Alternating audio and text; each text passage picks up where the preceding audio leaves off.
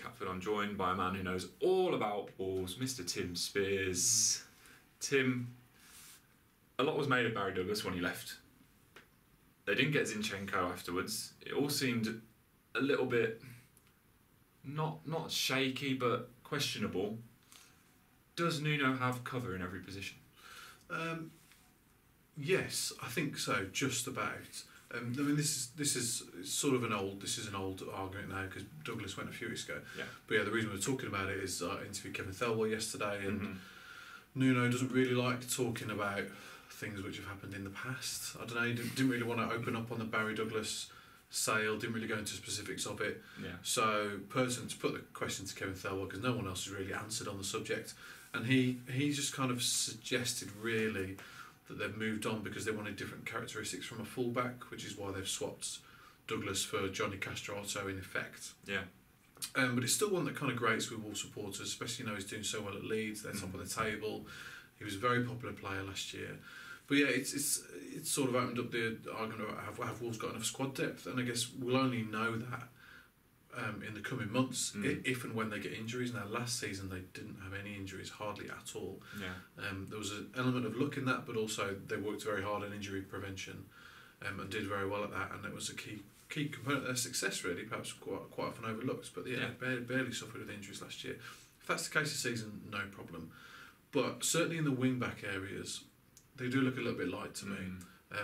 Vinagra's the first one to come in if there's any kind of injury, any kind of problem. But he wasn't trusted enough to do much of a job in the Championship last year. We didn't see him after Christmas. Douglas, it was a bit to and fro between him and Douglas at the start of the season as to who would get the shirt, but Douglas quite quickly imposed his authority, the better all-round player, the better defensive player.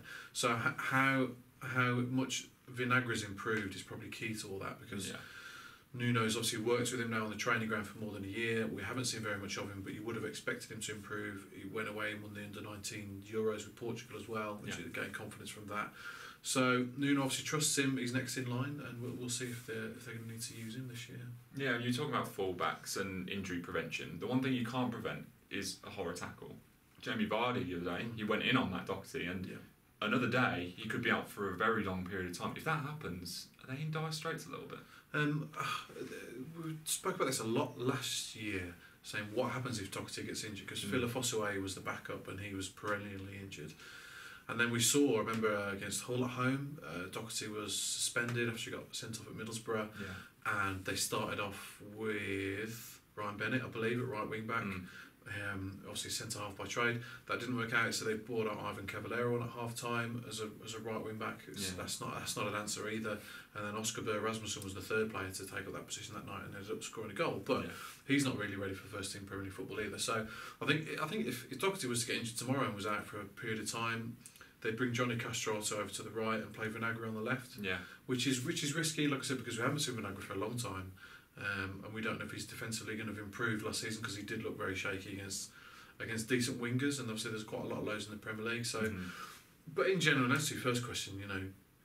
I think they have got strong enough squad depth. I think we're going to see in the coming weeks some very good players not even make the bench. I mean, the bench last week was Ruddy, Hawes, Sace, Vinagra, Gibbs-White, Traore and Bonatini.